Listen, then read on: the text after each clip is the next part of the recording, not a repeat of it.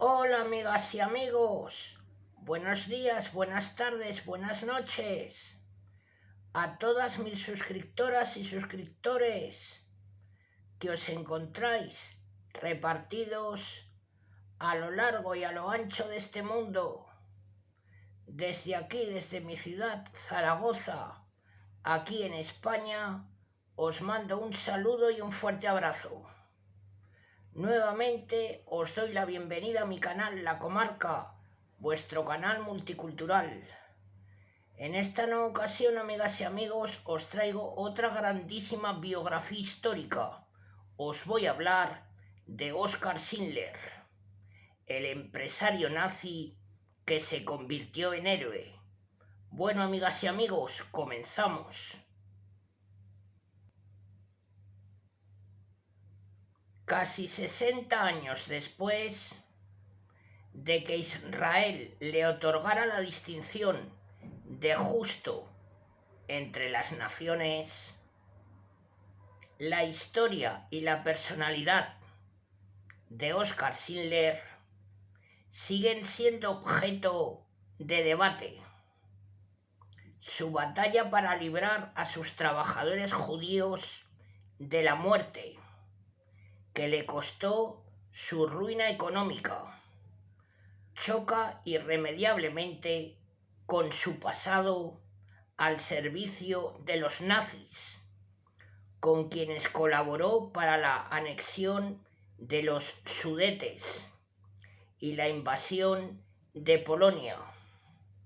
Con ellos mantuvo una relación pragmática para conseguir sus objetivos, ya fueran por interés propio o para el de otros.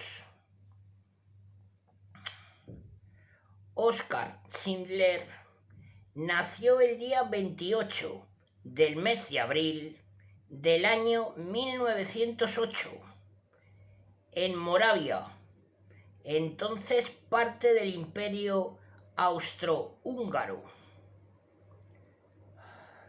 Demostró desde joven ser un hombre práctico. Después de graduarse en un instituto técnico a los 16 años, en su juventud realizó una gran variedad de trabajos: vendedor de maquinaria agrícola, mecánico, granjero y director de una autoescuela, entre otros. Fue en uno de estos empleos donde conoció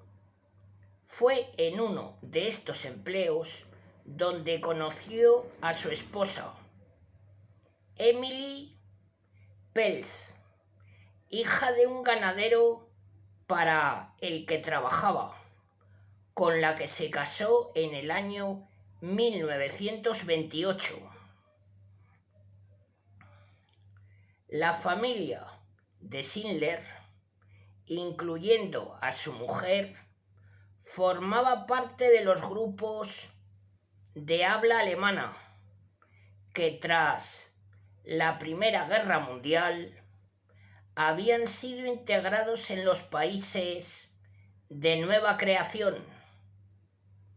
En los Sudetes, la región de Checoslovaquia, en la que vivían el sentimiento nacionalista partidario de la anexión a Alemania se había hecho fuerte después del ascenso de Hitler al poder en el mes de enero del año 1933. En el año 1935, Schindler solicitó su afiliación al partido alemán de los Sudetes, en la órbita del partido nazi. Nunca dejó constancia de sus motivaciones, pero basándose en su carácter, sus biógrafos tienden a interpretarlo como una decisión práctica. Dicho partido se encontraba en pleno ascenso y formar parte de él facilitaba contactos y mucho trabajo. Y sí, esa fue su motivación. Acertó de pleno. Durante más de 2 años trabajó como espía para la Abwehr, el servicio de inteligencia alemán, al que en teoría no se le permitía operar. Sus trabajos consistían en reunir información sobre las infraestructuras y el ejército de Checoslovaquia en vistas a la futura invasión nazi del país. Pero en el mes de julio del año 1938 fue descubierto, encarcelado y sentenciado a muerte. Solo se salvó gracias a que en el mes de septiembre de ese mismo año se firmaron los acuerdos de Múnich, que además de la anexión de los Sudetes al Tercer Reich, prevenían la liberación de prisioneros alemanes en Checoslovaquia. Durante 2 años más siguió trabajando para la Abwehr, contribuyendo de forma notable a reunir información sobre las infraestructuras de Polonia, tal y como había hecho en Checoslovaquia, y facilitando la invasión del país en el año 1939. Tras la invasión de Polonia, Schindler se instaló en Cracovia, donde emprendió una doble carrera. Por un lado, era propietario de una fábrica de esmaltes. Bueno, está el nombre en alemán, que os lo pondré en la descripción, que sería recordada con el nombre de Emalia. Y por otro, participaba en el mercado negro. 2 ocupaciones que resultarían estar muy conectadas entre sí.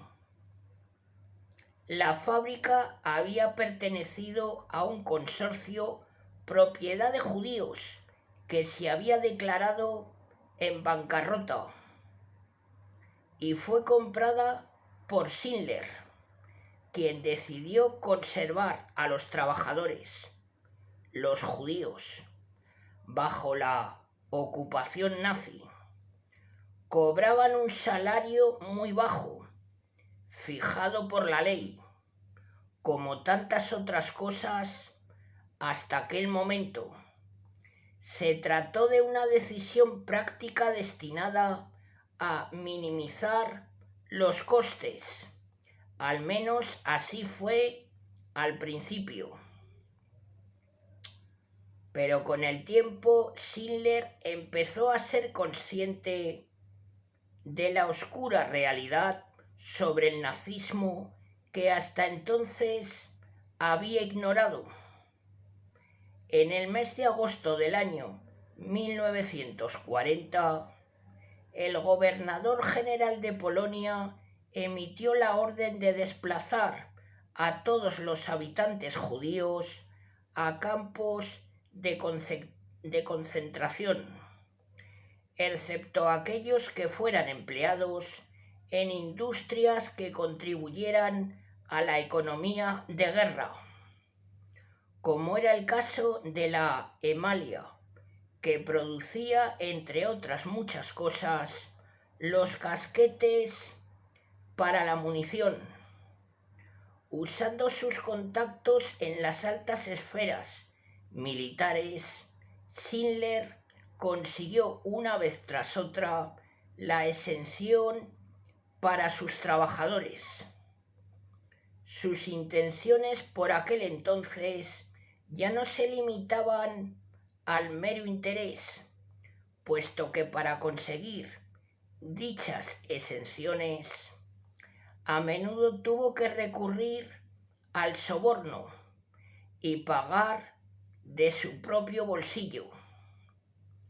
Sus contactos en el mercado negro se revelaron muy útiles, ya que a través de ellos podía conseguir artículos de lujo o prohibidos por el régimen nazi, que resultaban muy tentadores para los altos oficiales.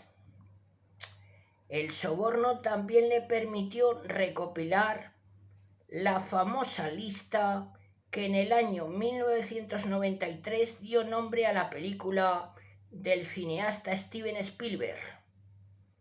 Gracias a la información proporcionada por Marcel Goldberg, un miembro de la policía de orígenes judíos. Buena prueba de su implicación y capacidad de convicción fue la visita que recibió en el año 1944 por parte de Amon Gott, el temible carnicero de Cracovia, que dirigía con puño de hierro el campo de exterminio de Plaszow, en las cercanías de la ciudad. Gott quería desplazar todas las fábricas de guerra al interior de dicho campo, pero Schindler lo convenció para que le permitiera construir su propio subcampo en los terrenos de la fábrica, consiguiendo incluso trasladar a varios centenares de trabajadores judíos de otras factorías cercanas. Esto los salvó del reinado de terror de Gott, tristemente conocido por su afición a las ejecuciones arbitrarias. A medida que el ejército rojo soviético se acercaba a Polonia, Schindler se dio cuenta de que su destino pendía de un hilo. Sin importar sus acciones para salvar a más de 1000 judíos, seguía siendo un miembro del partido nazi y un exoficial de la Abwehr, lo que le convertía en un criminal de guerra.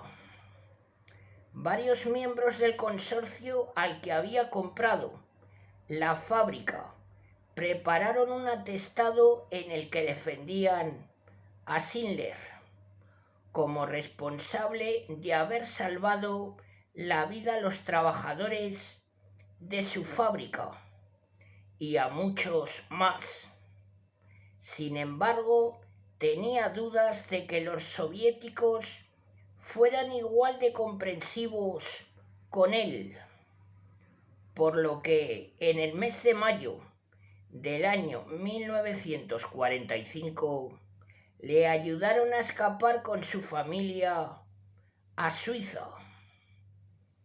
Gracias a la mediación de judíos influyentes, Oskar Schindler pudo salvarse de ser procesado, pero era persona non grata para muchos.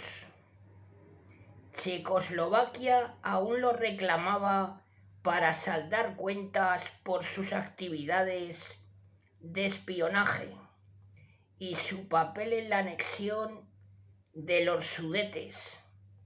Además, prácticamente no le quedaba dinero a causa de todo lo que había gastado en sobornos y en la construcción del subcampo en su fábrica. En el año 1949 se mudó con su familia a Argentina, donde con la ayuda de varias familias judías a las que había salvado, intentó empezar una nueva vida como granjero, pero sin éxito, arruinado y dejando atrás a su esposa. En el año 1957 se instaló en Alemania Occidental y vivió el resto de su vida de las donaciones de los judíos de Schindler.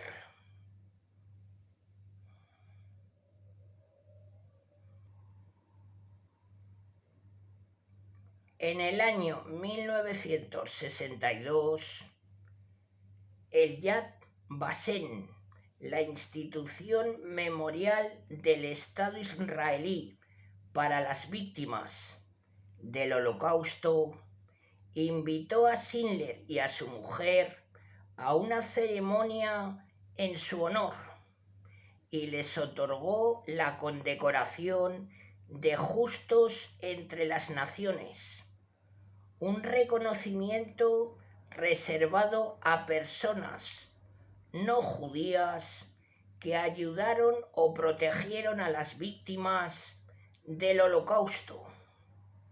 A su muerte el día 9 del mes de octubre del año 1974, Israel le concedió un último honor, el de ser enterrado en Jerusalén, en el cementerio católico del monte Sión, algo insólito para un ex miembro del partido nazi. Terminó así la vida contradictoria de un hombre que, de villano, vivió lo suficiente para convertirse en héroe.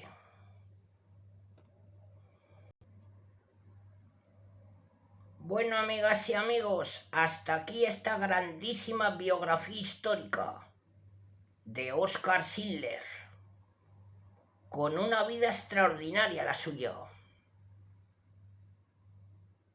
Bueno, si os agrada mi trabajo, lo apoyáis con vuestros likes. Me ayudarán muchísimo. En la parte de abajo tenéis los comentarios. Siempre es agradable leer comentarios positivos. Bueno, amigas y amigos, os mando un saludo a todas y a todos. Hasta muy pronto.